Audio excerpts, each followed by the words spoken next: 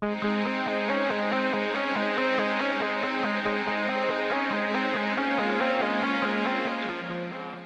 Jerry said, my name is Ben. I run this company called Cheezburger out in Seattle, and I'll explain that in a little bit. I also co-founded another company in San Francisco with my CEO, Matt Galligan, and Arsenio Santos, our CTO, called Circa News, which is an application you can download that helps you get up to date in today's news as quickly as possible. And along the way, I found my identity as an entrepreneur. I found my identity as a person who makes things, and I'm here to talk to you about how that progress of becoming somebody who I am today wasn't necessarily what I thought it was, and how actually I can at this point see that this identity that I have will continue to progress, but probably not in the way that progression looks like, which is this linear kind of grow up and to the right that everybody else thinks of. But I'm about to talk about how finding new identities is really more of a cycle, and how those cycles get bigger and smaller, but at the end we end up with this one identity that we measure ourselves by when our life is all said and done. So, who am I is what I do. This is my path of finding entrepreneurial happiness. Who I am, the identity, is my work. This concept sometimes is not very healthy for a lot of people because we wrapped ourselves up so much in our entrepreneurial selves, our success and our failure in our business. But I think I've come to a little bit of terms with that, and I want to share with you how I came to terms with it.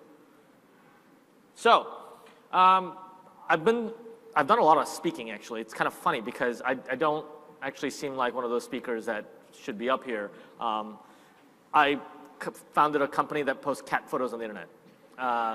So Cheezburger is recognizable by our websites like Failblog and Know Your Meme and I Can Has Cheezburger, and that's what I do. And I started this company by buying a website and actually posting cat photos on the internet.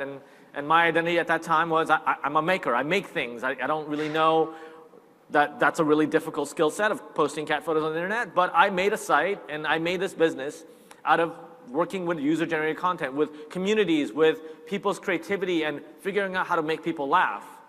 And somewhere along the way, I actually became kind of aware that there is a standard model of progress that people who have good degrees from college learn things there, and then they leave and get a job, and then they work on a promotion, and then they use that money to buy a bigger house, and then they kind of forget how they did that, and so they get stuck. And so I spent a little bit of time in that life of working for corporations and doing work like a standard suburban, two-car garage person would do. I felt like that was incomplete, that wasn't my identity, that wasn't who I wanted to be. And so when I recognized that, I started kind of branching out and figuring out if there's an alternative way of doing this. Is it an alternative way of actually progressing through life in a way that's more meaningful to me? So fast forward probably about a dozen years since then. A few weeks ago, I had this epiphany that only those whose lives, who live forever, can act like there's time to waste. In other words, if you believe that your life is endless, then you can waste time. And I kind of had this thought in the middle of the night, and I woke up and I started writing down in my journal, what does this mean? Why am I thinking this way? And what do I do about it? And so the next morning, I actually got on my laptop and went through one of those kind of life longevity calculators, like predicting how long you might actually live. And I got this number. It was like 83.3. I was like, oh, okay. Based on questions like, how much of your calories come from fatty foods? I don't know. How much do you exercise? I lied. So based on those questions, I got this number called 83.3. And I thought to myself, how would I behave if that was actually real? One of the really weird tricks that life plays on you is to make you think that death is uncertain. Death is absolutely certain to every single one of us. Yet we live life like it's something amorphous, like it might not happen, because we don't have an actual date. So I put it on my calendar. You guys are all laughing at the end of my life. It's crazy. So on September 9th, 2060, there's an alarm called death. It's kind of morbid, right?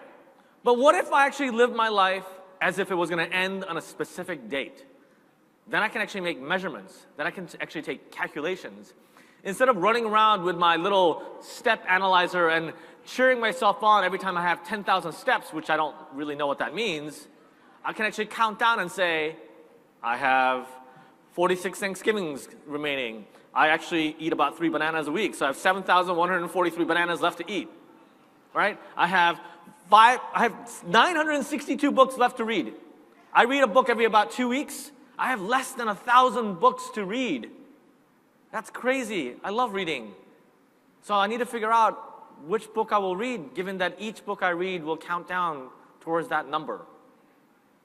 I don't even know how many times, I didn't really think about how many times I would get to see my mom, but now I do, and that number makes me really sad. Once I started living life with the idea that life was finite, and that finality actually had a number attached to it, I started actually thinking very differently about life and what I wanted to do next. And so the question becomes, why bother with work? We're all going to be dead, right? Who gives a shit about work? And it's, in fact, when we think about it, and sometimes this is a problem of language, right? Work has this meaning that we all preload it with our own feelings and our emotions and our experiences. And sometimes you don't want to go to work anymore because it kind of sucks. You just want to enjoy whatever else you've got left. And I'm not at my job of working at Cheezburger, of trying to create a place for people to make each other laugh. We're not even trying to revolutionize something, right? That's the scene from the HBO show Silicon Valley, if you recognize that. Cheezburger specializes in temporary reprieves. We are the aspirin for your digital world. For a few moments every day, we want you to just enjoy whatever content there is to make you laugh. That's it. We're not curing cancer. We're not ending homelessness. We don't have this great mission. We're a for-profit that is very much nakedly in the business of making money. But why do we go to work every day? We go to work because there's purpose. We go to work because even that mission statement seems very light, to make the world happy for a few moments every day. That has meaning to those of us who go to work every day. Work is about what we do, and we can really be good at work. We actually have a clear finish line when it comes to work. In fact, setting a clear finish line of when something gets done is really important to doing work. And you can actually do it by yourself. But when there's purpose in life, it never has an end. Purpose does not come with a finish line. And purpose is something that you will never actually be good at. Because if you are really starting to get good at it, the finish line gets further and further out because there's so much more that you can do. It is an aspiration versus a task. And this is the thing that makes us wake up every day to say, if we can create software that helps people make each other laugh, then that is the real meaning behind why we go to work every day. For me, I realized that along the way of being CEO, since we started out in 2007, the company is 7 years old. That's a long time as a startup. My job has evolved into hiring people who do great work and uniting them with a greater mission. That purpose is what drives us. That purpose is what actually takes all this amazing talent that I have recruited to work towards a common goal. And this is what I learned about progress. Instead of thinking about suburban homes with 2-car garages and white picket fences, I think of progress more like a city of chaos, a massively disorganized chaos that works well together. That acquiring money, which used to be the end goal of the standard model of progression, in a non-standard model of life progression, acquiring money gives us the ability to gain experience, to learn. And that learning gives us the ability to create something of meaning. And then we get to do it again and again and again. And sometimes we think about the money as the result, the end goal. But no matter what happens in modern developed society, in a first world country like ours, that is actually the least of our concerns. Most of us will never go hungry. Most of us will never lose the roof of our heads. We have enough education, connections, and experience to prevent that from ever happening. In fact, I was meeting with an investor when I was running Cheezburger, and this was about 3 years in, and we're a small business growing rapidly and making a profit.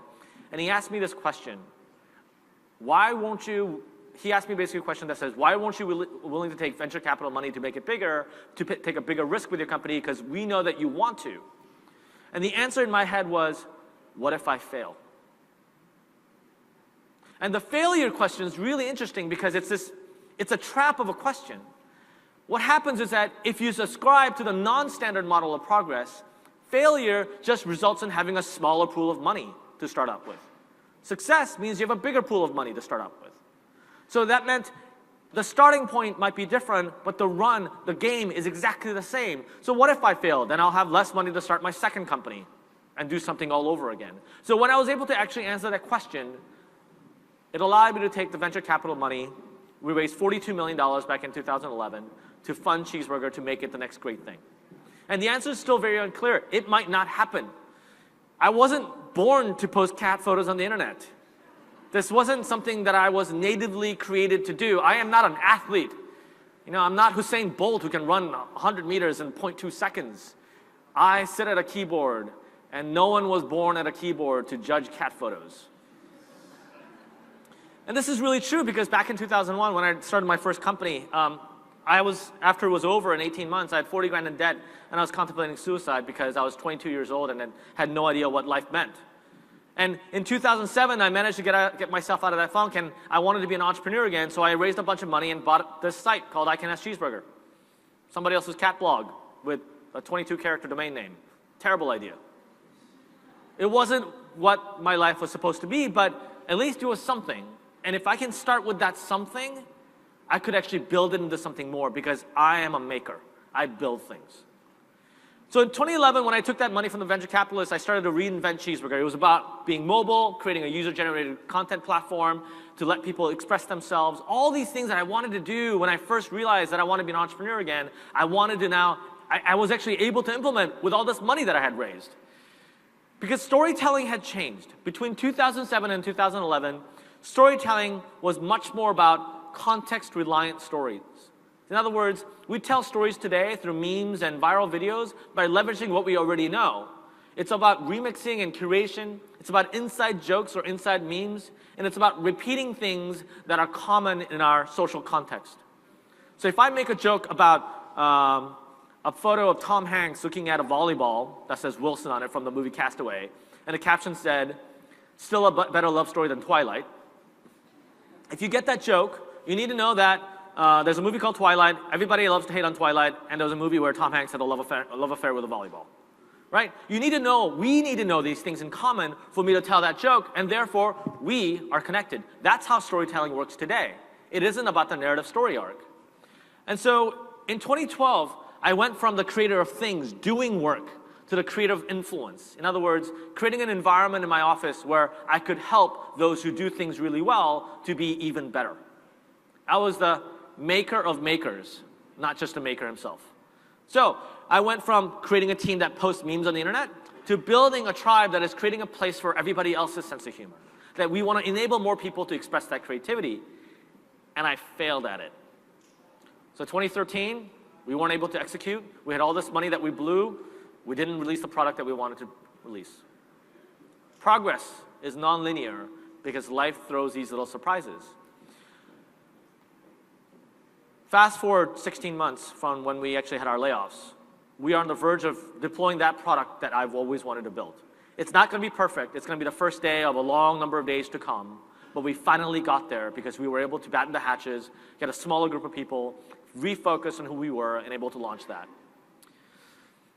In this process of ups and downs, of creation and destruction, the thing that remained pretty constant was my need and my desire to continue to evolve my identity. And that process looks something like this. At first, you resist the identity change. You resist who you actually are, but there's a voice inside your head that says, you are not who you think you are. And then you recognize a new truth. Maybe I am not a maker of things. Maybe I'm a convener. Maybe my job is to bring people together to give them a purpose. And then the flip occurs, which is then you begin to believe that. Wow, that is who I am. And then you start to re-examine everything in your life around the new identity that you have. And then at the end, you become that person that you wish you were before. And this moment, this question is the most important. Maybe I am not who I think I am. This doesn't apply to sometimes your entire life, but maybe facets of your life, maybe your professional life, maybe your personal life. But this question exists in most of your heads right now. Maybe I am not who I think I am. Many of us struggle with identities about our profession, our job, our sexuality, our goals in life. All of that is in our heads, and the quicker we give in to that question, the happier our lives will be. Because at the end of the day, when I'm sitting there on my deathbed on September 9th, 2060, I will be evaluating the success or the failure or the arc of my life based on the last identity that I have. That identity before I die, that last identity is the measure in which we will look back and say, how did I do? Was I a good person? Did I live my life to the way I wanted to? And the quicker we get to that identity, the sooner you'll be able to actually make a difference with it. Thank you very much.